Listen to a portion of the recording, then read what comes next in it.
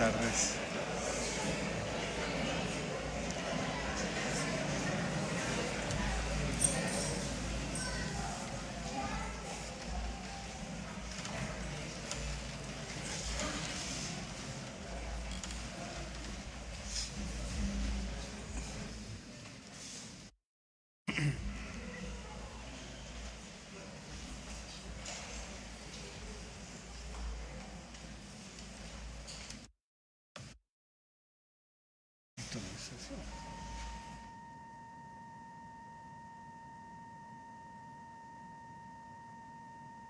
Buenos días. Se abre la sesión. Pueden tomar asiento.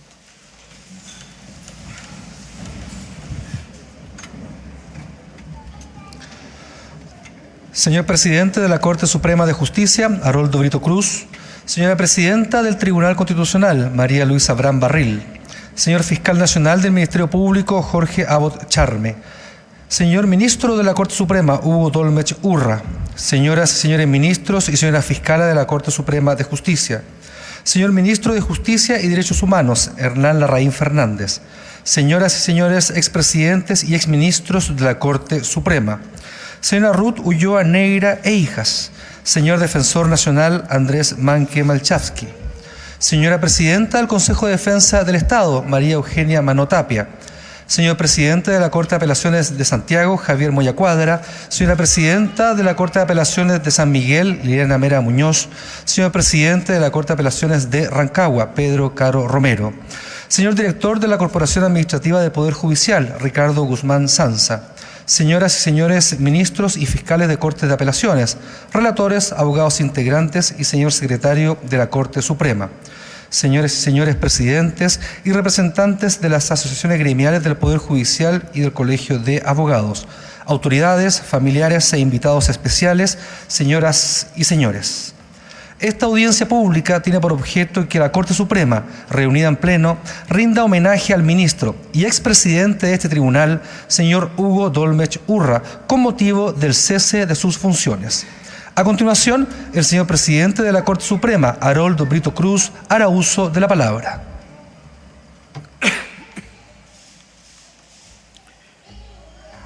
Señoras ministras y señores ministros de la Corte Suprema, señora fiscal, apreciados invitados, señora presidenta del Tribunal Constitucional, señor ministro de Justicia, señores ex ministros de esta Corte, juezas y jueces, ministros, a todos un agradecimiento muy especial por haber aceptado nuestra invitación afectuosa para despedir al ministro Hugo Dolmech al cese de sus funciones. Hoy es un día muy especial.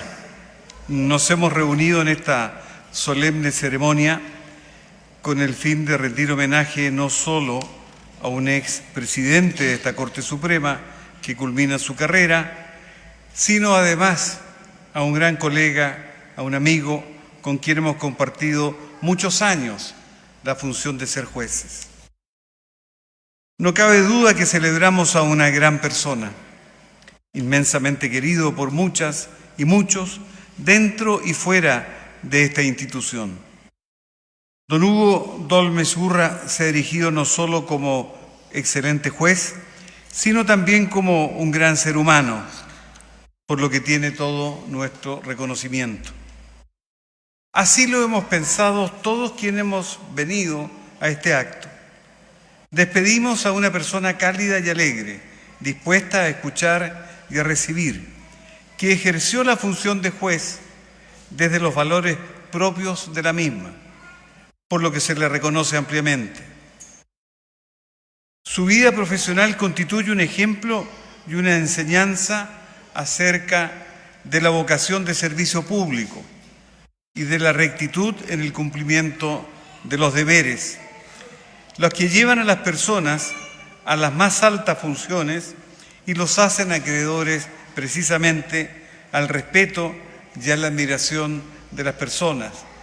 Los hacen acreedores a lo que en este momento se está manifestando. Su vida constituye un ejemplo y una enseñanza acerca de la vocación de servicio público.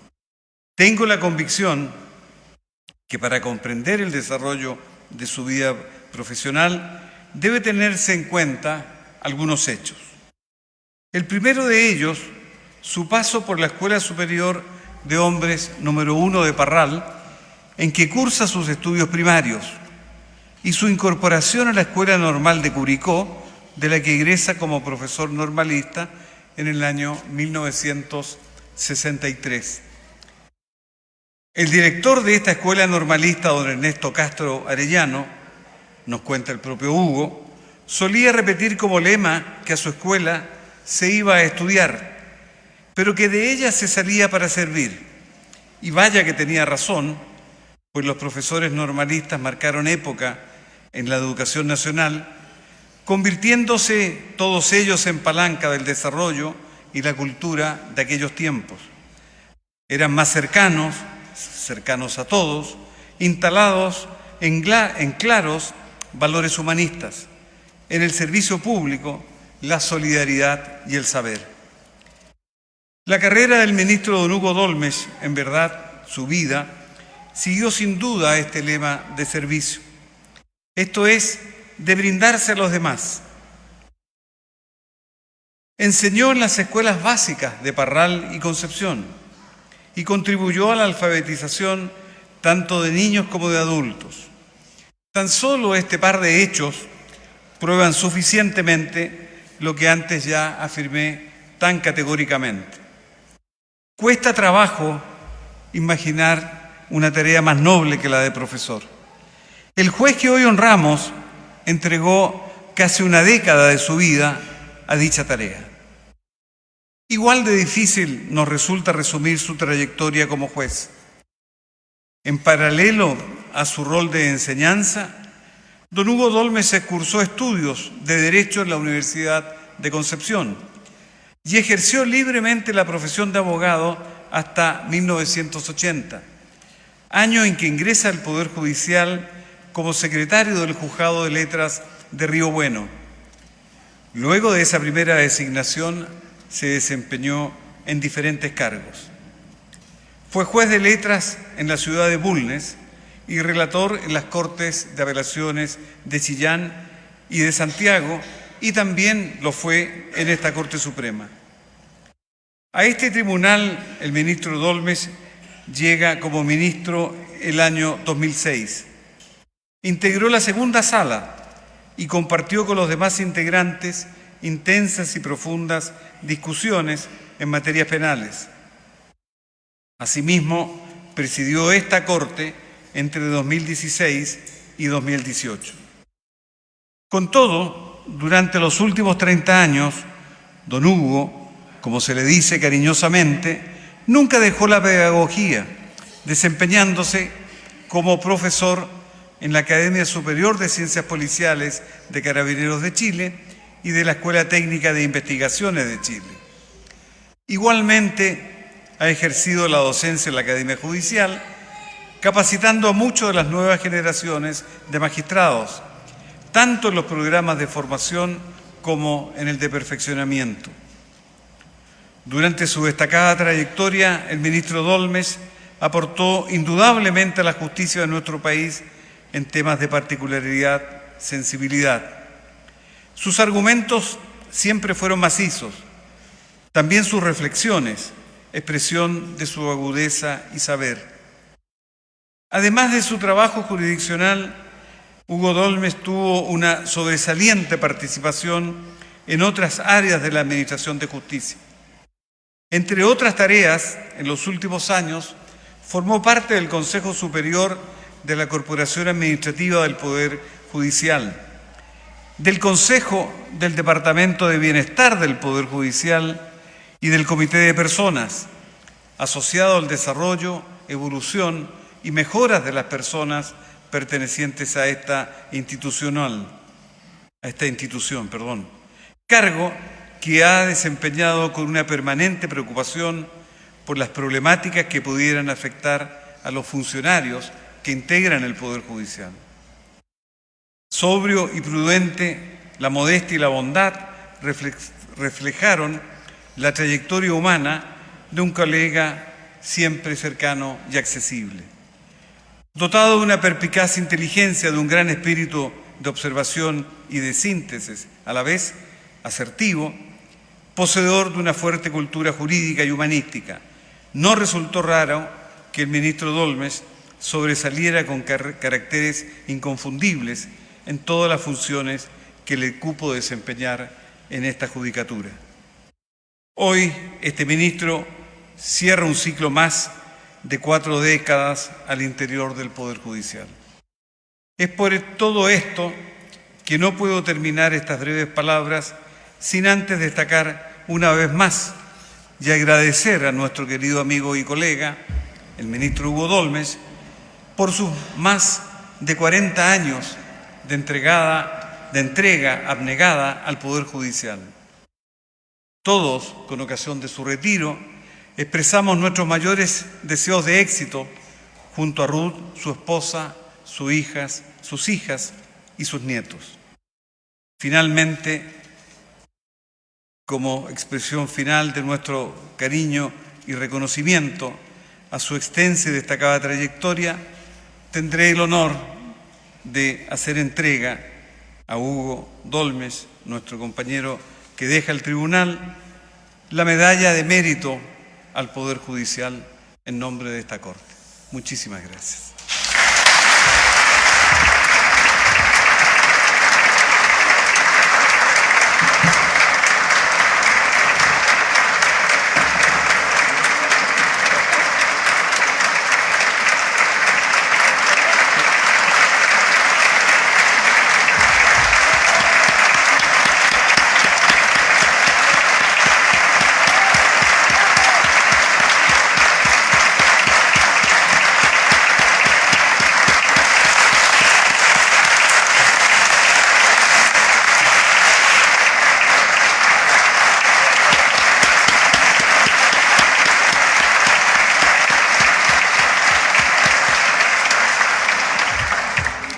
A continuación, el señor secretario del Tribunal, Jorge Sáez Martín, hará entrega de un ramo de flores a la señora Ruth Ulloa Neira de Dolmetsch.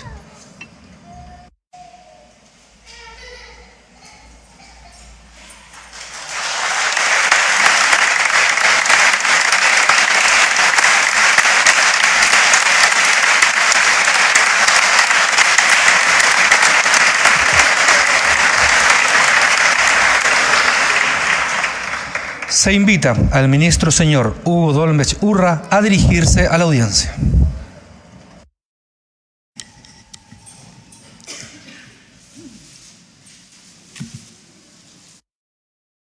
Señor presidente de la excelentísima Corte Suprema, señoras y señores ministros de este tribunal y señora fiscala del mismo, señor fiscal nacional del Ministerio Público, señora presidenta del Tribunal Constitucional, señor ministro de Justicia, señores exministros de esta Corte Suprema, señor defensor nacional, señor director de la Corporación Administrativa del Poder Judicial, señor director de la Academia Judicial, señora presidenta del Consejo de Defensa del Estado, señoras y señores ministros, relatores, jueces y en general funcionarios de todos los escalafones del Poder Judicial, la Corporación Administrativa y el Departamento de Bienestar que asisten a este acto. Señor subdirector de la Academia de Ciencias Policiales de Carabineros de Chile. Señores, soberano gran comendador y gran maestro, máximas autoridades de la francmasonería chilena. Señora presidenta de la Asociación de Señoras de Ministros Judiciales. Familiares y amigos de quien se despide hoy de su labor de tantos años. Queridas amigas y amigos todos. Ha sucedido lo que tenía que suceder. Por años, aquella frase popular de la canción que dice "el tiempo pasa, nos vamos poniendo viejos", siempre fue aplicable solo a los demás. Advertíamos ese tránsito en los amigos y conocidos. Todos se avejentaban menos uno. Vanidad, ilusión, broma, confusión, algo de verdad. Tal vez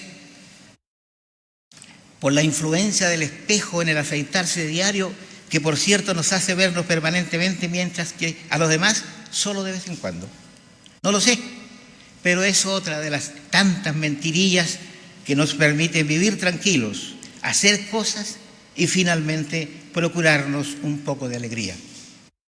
Ha llegado para mí la hora de la verdad, previniendo, eso sí, que es solo para este ciclo, pues de seguro que también en el próximo seguiré encontrando más viejos que yo a los amigos. El Poder Judicial, si bien más viejo que todos, tiene la virtud de renovarse siempre, por lo que tiene historia, tradición y simbología propias que le permiten estar permanentemente en el devenir y abierto al cambio. En sus últimos 200 años, seguramente que lo más fuerte, radical y exigente habrá sido el necesario traspaso desde la monarquía a la república, que trajo consigo su adhesión a la democracia como forma más civilizada de convivencia humana. Allí ha debido considerarse a esta, la democracia, en su verdadera esencia, esto es, como un modo de obtener la igualdad desde la diversidad, y ello porque simplemente y sin duda todas las personas somos diferentes, nadie es igual a otro. Aquel evento que se supone ha de traer la ansiada igualdad de deberes y derechos solo es posible en estratos con realidades y tal vez con aspiraciones semejantes, siendo ese el modo en que se conforma el tejido social y las instituciones republicanas. El deseo o intención de ascenso o cambio de estado o situación importa cumplir con condiciones y tareas diversas que se traducen en obligaciones y deberes necesarias para acceder a los derechos a que se aspira. Tal circunstancia justifica, por ejemplo, el que existan países, comunidades e instituciones en que no todos pueden ejercer el básico derecho a votar y elegir a sus directivos. Es un privilegio que debe ganarse con esfuerzo y entrega, accediendo a un particular nivel. En el caso nuestro, la diversidad se refleja en los escalafones, estamentos profesionales con exigencias de acceso especiales, con requisitos básicos insustituibles. Así, para integrar el escalafón primario, se requiere ser abogada o abogado. Es decir, la sola investidura como tal da por cumplida la exigencia principal, habilitando un eventual ingreso a este. Es allí entonces donde nuestro Poder Judicial crea el simbolismo que nos preocupa, el que concluye o se cierra al final de la carrera, en una audiencia como esta, en que se despide al más antiguo y más viejo, parece. Así, este particular simbolismo se inicia en la audiencia de juramento de nuevos abogados, en donde la propia Corte Suprema entrega el título y a la vez recibe a los abogados, con afecto, por supuesto, pero también con prudencia. Ambas expresiones se manifiestan cuando el presidente de la Corte les felicita y desea buen éxito profesional, permitiendo acto seguido que el público les tribute un merecido aplauso. En dicha celebración, sin embargo, no participan los miembros del Tribunal Supremo. Esto es, ellos no aplauden. Lo que sí hacen solo después que el presidente, el primero entre sus iguales, concluye su discurso final. El simbolismo, como ya anunciamos, se repite en el último escalón de la carrera judicial, es decir, cuando un ministro es recibido por el Tribunal Pleno como nuevo integrante de la Corte Suprema. Allí, en su momento, el presidente invita a éste a prestar su juramento de rigor y acto seguido le solicita ocupar su lugar en el estrado, que es el último, pues es el más nuevo. En ese momento surge el simbolismo de la aceptación con mesura o prudencia y tal vez con hasta un poco de desconfianza, que se traduce en que el novel miembro del más alto tribunal de la República no tiene derecho a hablar y por lo tanto no se le ofrece la palabra ni le es permitido pedirla. Es un novato, ajeno al estamento, por lo que se hace necesario que antes éste deba conocerlo y ser él a su vez conocido para opinar fundadamente. Por ahora podría cometer imprecisiones y tal vez errores, riesgo que no está permitido. Sin embargo, cuando un ministro de este tribunal se retira del Poder Judicial, como es el caso de hoy, este no solo tiene el derecho de hablar, sino el deber de hacerlo.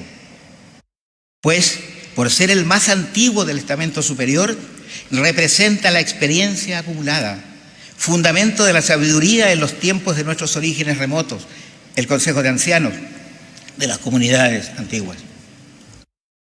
Con enorme alegría cumplo entonces con mi simbólico deber de decir algunas cosas, pocas, ante esta solemne audiencia, aunque no podrán ser muy sabias, porque hoy no es solo la experiencia la que informa y representa el saber. Durante el tiempo que se prolongó mi estadía en este tribunal, a los que habrá de agregarse los anteriores servidos en el Poder Judicial, hemos tenido dificultades y fracasos, como también éxitos, lo que nos ha producido alteraciones y dolor primero y satisfacciones después. Ello porque así es la vida. Al efecto, enfocado el problema desde el ángulo positivo, que lo prefiero, puedo destacar que hemos mejorado ostensiblemente la gestión y la realidad material en que se desenvuelve nuestro quehacer. Así, tuvimos reformas procesales profundas, con lo que arribó al sistema no solo la tecnología moderna, sino que también el aporte de la administración profesional y técnica. Debo reconocer que el ingreso de esta rama de profesionales no fue bien recibida al comienzo, pues era una alteración a nuestra costumbre y statu quo. Pero hoy ponderamos la importancia y efecto positivo de su aporte, que, separado de lo jurisdiccional, resuelve los problemas que antes, sin preparación ni medios, debíamos enfrentar nosotros mismos. En cuanto a la generación del Poder Judicial que se discute y analiza hoy, esta representa una necesidad destinada a profesionalizar y mejorar aún más la función, como asimismo cumplir el propósito de separar la jurisdicción de la administración, concepto y necesidad que esta Corte Suprema ya ha acordado hace varios años, concretamente en las jornadas de reflexión realizadas en Chillán en el año 2014. No obstante, y desde ya, cabe advertir que la innovación, pese a su sano propósito, puede equivocarse aplicando un enfoque errático que es posible conduzca a resultados lamentables. Por lo mismo, creo yo, habrá de tenerse el máximo de cuidado en no alterar los principios básicos que han sostenido el sistema, en donde lo primero y más importante lo constituye la independencia judicial, que es, como sabemos, el pilar insustituible de una democracia sana y ya desarrollada como la nuestra. Y seguidamente, no se puede permitir el alejar o desperdiciar la experiencia acumulada ni la realidad elemental de que esta es una labor muy particular y en donde el proceso formativo es largo, permanente y complejo. De esta manera, no es posible aceptar que algún órgano externo, no conocedor de nuestro sistema y forma de ser, pueda imponernos jueces y funcionarios que pugnen con aquellos dos principios. Así, a mi juicio, sería un gran error establecer un Consejo Nacional de la Magistratura, órgano externo y dependiente de los vaivenes políticos del país, como ha quedado demostrado por la experiencia internacional. O simplemente crear otro organismo, también externo, que desconozca e ignore nuestra institucionalidad e idiosincrasia de casi 200 años. Lo mismo, creo, sucedería si se impone una fórmula interna para el nombramiento y calificación, es decir, que los jueces y demás funcionarios sean nombrados por nosotros mismos, esto es, se establezca un sistema de autogeneración. Tanto la designación externa, con tendencias cambiantes conforme a la política imperante, como las tendencias permanentes, cuál sería el criterio judicial, son igualmente nefastas para un sistema que requiere diversidad, profesionalismo, calidad y experiencia.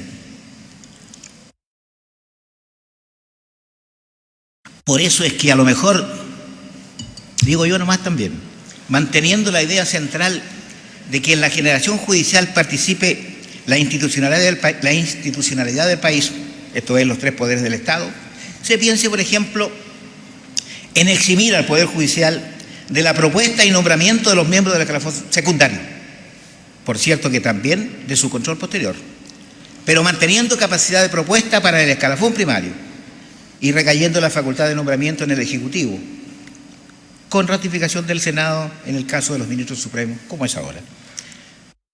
Pero procedería a dejarnos la propuesta y nombramiento para el escalafón de empleados, pues es allí donde se requiere conocer a la gente y premiar la experiencia en estas materias, que, como se dijo, son particulares. Es útil recordar también que participamos de la idea de que habrá de preferirse los méritos intelectuales y académicos de los postulantes, pero sin despreciar la experiencia y la capacidad para desempeñar funciones tan especiales como las que rodean la labor jurisdiccional. No es bueno elegir solo por notas, conocimientos, resultados de exámenes, colegios o universidades de las cuales el postulante provenga, o por títulos académicos obtenidos, pretendiendo la experiencia, entrega y capacidades especiales, pues tal sistema provoca también injusticias. Sé que los estudios relativos a una eventual reforma sobre la materia y otras anexas tienen ya un buen grado de desarrollo y acuerdo, pero como a veces la realidad es más fuerte que la ley y puede torcer las cosas, sea por influencias incompletas, desconocidas y tal vez interesadas, es que me permito destacar una situación sobre la que poco hemos advertido y reflexionado. Y es que cuando la Cámara de Diputados dispone constituir una comisión investigadora respecto de actos de gobierno de conformidad con sus facultades constitucionales propias, nos invita a entregar directamente nuestra opinión. Por lo general, en la Suprema declinamos asistir, invocando la independencia de los poderes del Estado, en el caso y por cierto la nuestra. Sin embargo, concurren otras instituciones y declaran al respecto, formando opinión sobre el tema en los comisionados.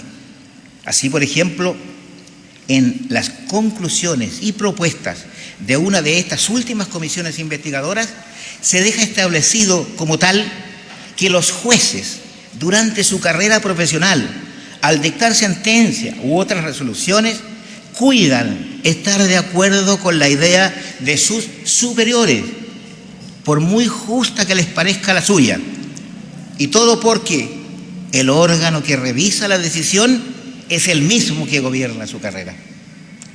Esta opinión, por cierto equivocada y contraria a la verdad, no pertenece a la Corte Suprema ni a los órganos legislativos, pero el peligro está en que ésta puede constituir una convicción o un prejuicio y ser capaz eventualmente de influir en alguna determinación legislativa.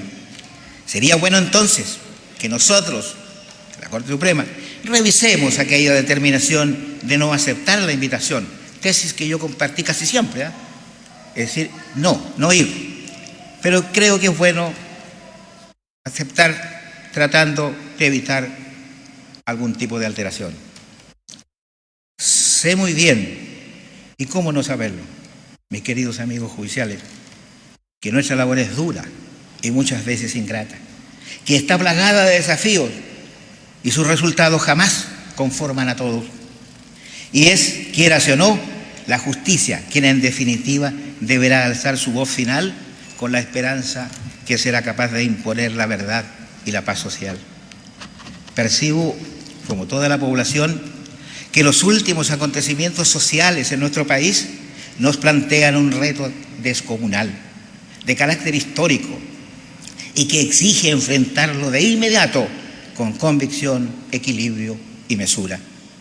Conjuntamente con los organismos públicos de investigación y de defensa, ustedes, colegas, deberán llegar a conocer verdades hasta ahora desconocidas y habrán de saber distinguir en ellas entre lo que es ejercer el legítimo derecho a la protesta y el vandalismo común, como asimismo entre el deber de imponer el orden público y el abuso de la fuerza para tomar la adecuada decisión.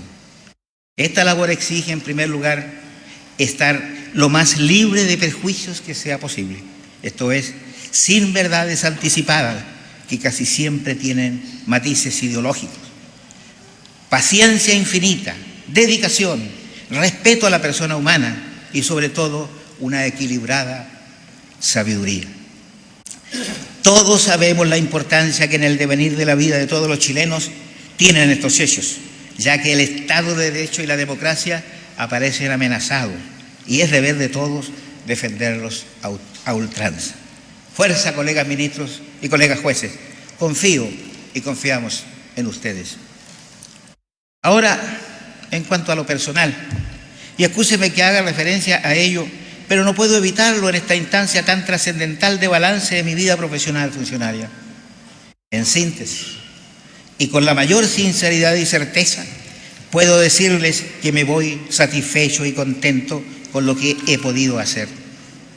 Satisfecho porque siempre actué por convicción, previo análisis de las normas legales correspondientes y los dictados de mi conciencia, la que pretendo estar sostenida por principios humanistas indelebles. Ello trae consigo ahora la tranquilidad del deber cumplido, equilibrio que me permitió aceptar humildemente las satisfacciones y alegrías, como también los dolores y las frustraciones propias del cargo.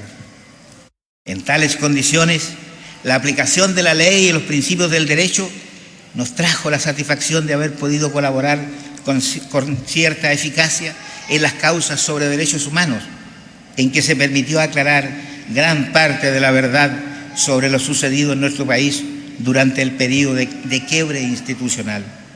Y por la otra, sufrir la acusación constitucional de que fuimos objeto, por adoptar, se dijo, una posición favorable a quienes supuestamente no lo merecían, pero que en mi criterio de juez solo representaba el resultado de la estricta aplicación de las leyes vigentes sobre la materia, todas destinadas al logro de la paz social.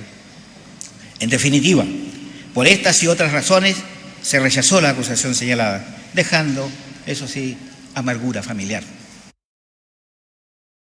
Para enfrentar todo este tráfago de vicisitudes y aparentes contradicciones, me ha sido útil la formación esencialmente humanista, laica y tolerante que creo tener y que proviene en lo más remoto de un hogar sólido, modesto, de esfuerzo, de trabajo y también de sueños proporcionados, que nos ha permitido saber hasta cuándo y hasta dónde se debe y se puede, como también apreciar cualidades y enseñanzas en los demás.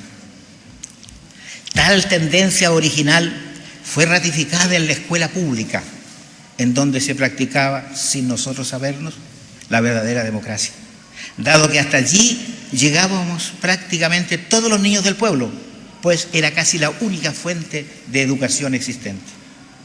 Se nos entregaba así valores indispensables para una convivencia fraterna y respetuosa, de colaboración recíproca, con un sentido natural de la igualdad, con el respeto absoluto a los profesores, sustitutos escolares de nuestros padres. Todo ello fue sellado a fuego después en la escuela normal, que constituyó la fase de formación adolescente y juvenil, y en donde desde el primer día se nos enseñaba que nuestro destino era servir a los demás, pues hay muchos que lo necesitan. Pareciera que, pese a la limitación de contenidos, aprendíamos más por el pretexto y la realidad de tener que ir muy pronto a enseñar. Aquí se viene a estudiar y se sale a servir, se nos imponía casi como un rito. Y así fue que a los 19 años de edad yo era profesor primario normalista en una modesta escuelita cordillerana, en donde el frío, la lluvia, la falta de comida y los ratones eran nuestros asiduos acompañantes. Después, en la juventud, ya más madura, la Universidad de Concepción reiteró todo aquello al recibirnos con los brazos abiertos y su consigna maravillosa por el desarrollo libre del espíritu, que es una invocación real que se inyecta en el alma. Los valores que se derivan de estas experiencias y vivencias han sido y son sistematizadas, analizadas, enriquecidas y proyectadas por la masonería chilena, a la que he adherido desde joven y con plena convicción. En la época adolescente, que por lo que he visto y veo ahora, pareciera que fue un intervalo breve en la historia patria, se nos preparaba para la vida pública. Y así, un profesor especial o el propio de la asignatura de castellano nos enseñaba los fundamentos de la oratoria, instrumento, decían, eficaz y único para luchar por los valores que se sustentan y que deberían transmitirse a la comunidad. Tal vez de lo poco que allí aprendí y recuerdo es que un viejo profesor nos decía que la oratoria era un arte muy particular y que, dado su campo de acción, no estaba destinado a crear figuras literarias especiales, que para eso estaban los poetas, los escritores en general y los filósofos.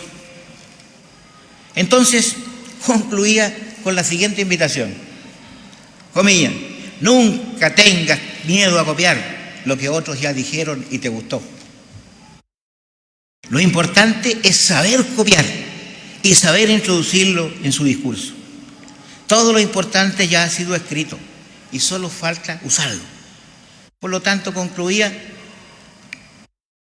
y así no fuere, ¿de qué serviría el Quijote y los griegos si todos los citan y nadie los lee? Uno de los ejercicios prácticos de vida solidaria que más he apreciado y humildemente practicado es el de entender y promover el saber dar y el saber recibir. Sobre la materia, nunca he leído una historia de vida más parecida a mi experiencia profesional y a la realidad. Por lo que, obedeciendo a mi viejo profesor de oratoria, a continuación, sin complejos, lo leeré. Se trata de parte del discurso de agradecimiento que una profesora de castellano, doña Elena Martínez Chacón, pronunció al momento de serle discernida la condecoración al mérito Amanda Labarca en el año 1982. Esta distinción fue instituida en 1976 por la Universidad de Chile para realzar la personalidad y la obra de la mujer universitaria. La historia dice así, comillas: toda mi vida personal y profesional ha sido un hermoso aprendizaje del dar y el recibir. La primera lección que recuerdo es muy antigua. Yo era niña pequeña. Mi casa tenía un huerto en el que mi padre sembraba su nostalgia valenciana en limoneros, olivos y naranjos. Sin saberlo, también sembraba aromas y abejas. Y en octubre, cuando la primavera veleidosa ponía su lluvia de invierno sobre azahares y zumbidos, mi madre se levantaba muy al alba y recorría los cercos de los árboles.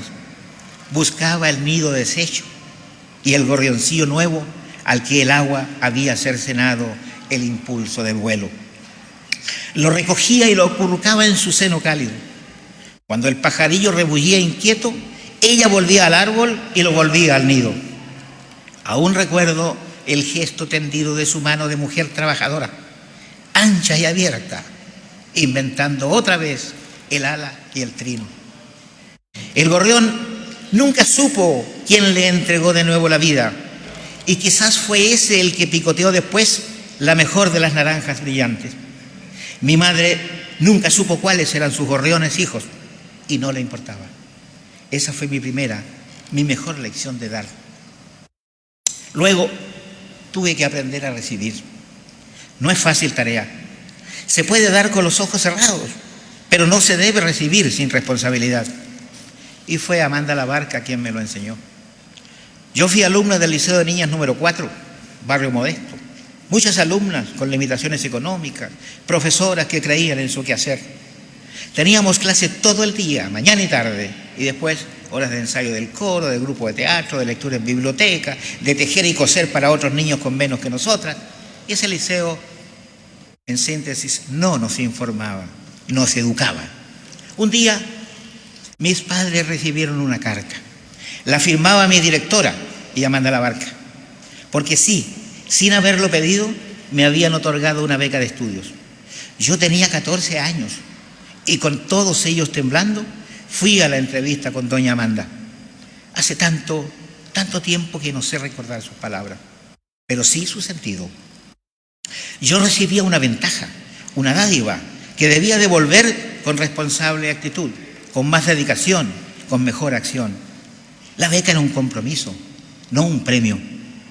Y lo que la sociedad me debía debía volver conscientemente enriquecido a otros que lo necesitaran en el futuro. Y me dieron un plazo generoso para retribuir esa entrega, toda mi vida. Y esa fue mi mejor lección de recibir. He tratado de ejercer mis 2 lecciones y sé claramente que he recibido mucho más de lo que he dado. Creo así que la palabra que más he pronunciado en mi vida ha sido gracias. Y aquí estoy, en eso, diciendo esa palabra pura y honda, significando en algunas etapas lo que me ha sido dado con mayor impronta indeleble. Por ejemplo, ese liceo que me formó con un claro sentido de servicio, que me dijo durante 10 años que no vale tanto entregar cuando se tiene mucho, ni vale hacerlo con firma y fotografía, y que aquellos a quienes servimos no pueden ser esclavos de la gratitud, sino como esos gorriones, libres, con autonomía de vuelo, con nombre olvidado de inmediato. Cierro comillas, hasta ahí la cita. Mi contexto y entorno físico, por cierto, que no es el mismo. Claramente yo no estudié en el Liceo Anilla, pero su contenido es casi el mismo.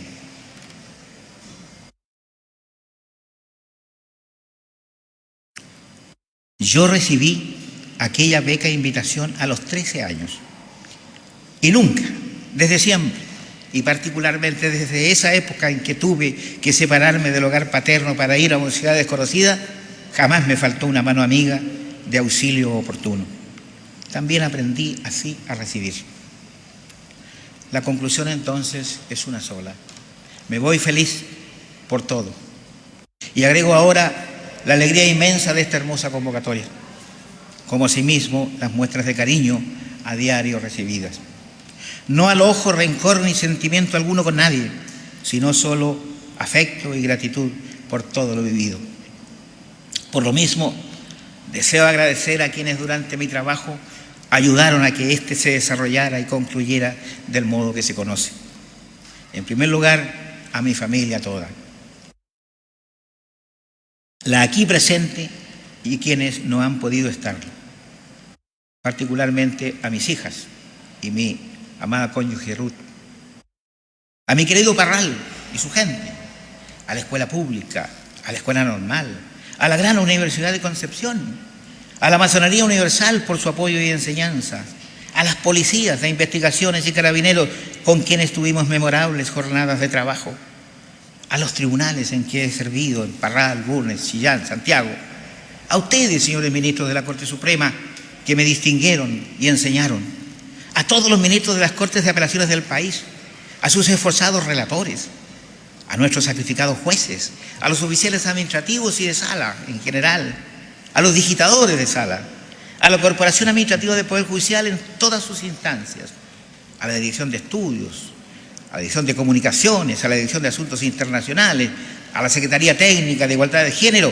a la Biblioteca y Centro Documental, a mi querido Departamento de Bienestar del Poder Judicial, al que todos hemos entregado afecto y dedicación, a los secretarios privados y conductores de ministros, en especial a quienes de estos me fueron en suerte asignados, a la Asociación de Señoras de Ministros Judiciales que silenciosa y abnegadamente llegan con su ayuda solidaria a quienes lo necesitan, mostrando así la otra cara nuestra.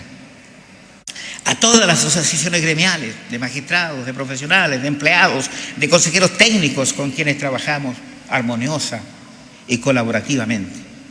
A la impecable y disciplinada Guardia de Palacio de Gendarmería de Chile. A los periodistas de Palacio que a diario esperan noticias y soportan muchas veces largos silencios. A aquellos que nos procuran la comodidad del orden y el aseo diario en nuestras instalaciones. En fin, a todas y todos quienes integran este hermoso y querido Poder Judicial, advirtiendo que si por casualidad omito a más de alguien, es solo por olvido temporal, porque les aseguro que son todas y todos los judiciales quienes se van conmigo en mis recuerdos y afectos. Por último, y abusando de nuevo de los consejos de mi viejo profesor de oratoria, es que me remito a una expresión utilizada por uno de los más, sino el más grande de los poetas nacidos en mi pueblo, Pablo Neruda, cuando en una ocasión como esta resumió su sentir diciendo que todo se reduce y se condensa en aquella palabra mágica, vieja y gastada por el uso, pero siempre reluciente como una moneda nueva. Todo porque cuando se dice gracias, como en este caso, se dicen muchas cosas. Cosas que vienen desde muy lejos y cosas que vienen desde muy cerca. De tan lejos como de nuestro origen y de tan cerca como del palpitar de nuestros corazones. Gracias, mil gracias por todo, para todas y todos. Un gran abrazo fraterno y cariñoso. Muchas gracias.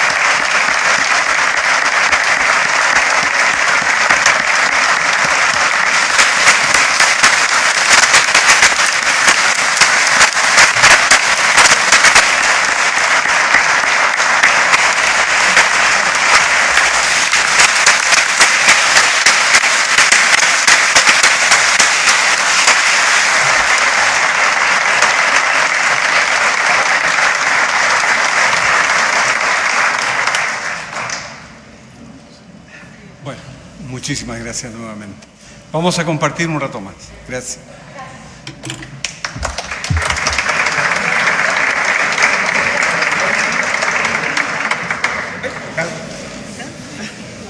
Se invita a los señores ministros, también a todos los invitados a saludar al ministro homenajeado. Posteriormente invitamos a todos los asistentes a concurrir a un cóctel a realizarse en la primera sala de la Corte Suprema. Tengan todos ustedes buenas tardes.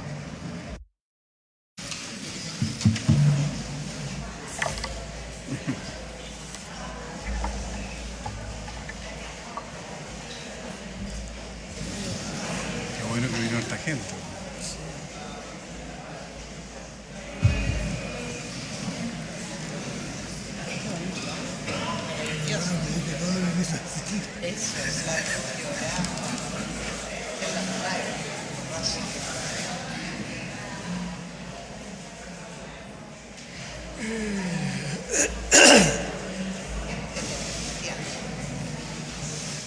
Nunca tuvo motivo para sentirse atorado.